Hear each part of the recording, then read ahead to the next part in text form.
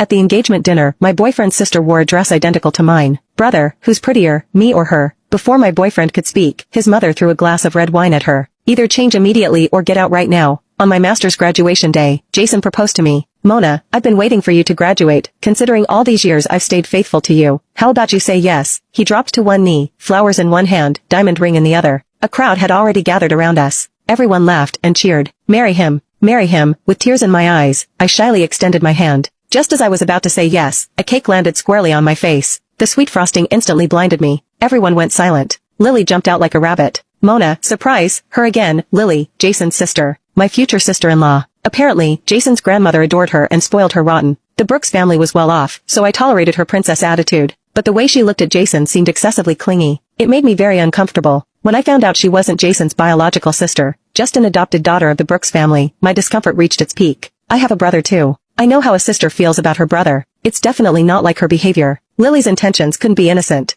Unfortunately, I only had a woman's intuition, no evidence. Speaking up without proof would just make me look petty. Now, Lily blinked her eyes, smiling with apparent innocence. Jason's expression wasn't nearly as pleasant. He yanked her away and sharply demanded, his tone harsh. Lily, did a donkey kick your brain? What's wrong with you? When Jason yelled, Lily's eyes immediately filled with tears, though she stubbornly held them back. She tugged at Jason's sleeve, shaking it repeatedly. Brother, I just wanted to wish Mona a happy birthday. Fine, my mistake. Who could blame me for having my birthday on this unlucky day? But don't you have a brain and eyes in your head? Is smashing cake in my face really appropriate right now? Jason helped wipe my face with tissues, his verbal assault continuing undiminished. Not only is your brain broken, but your eyes don't work either? Couldn't you see I was proposing? Brother, you're yelling at me. You've never yelled at me before. I know. She suddenly turned to me, pouting, her watery eyes looking wronged and pitiful. You must be pretending to be mad at me just so she won't get angry. Mona, you're not really angry, are you? This is how us young people joke around. I was absolutely fuming inside. Graduation ceremony, proposal scene. My face covered in frosting. Not only was my makeup ruined, but my graduation gown was now spotted with cake. Could anyone possibly feel worse than me right now? I was mentally rolling my eyes.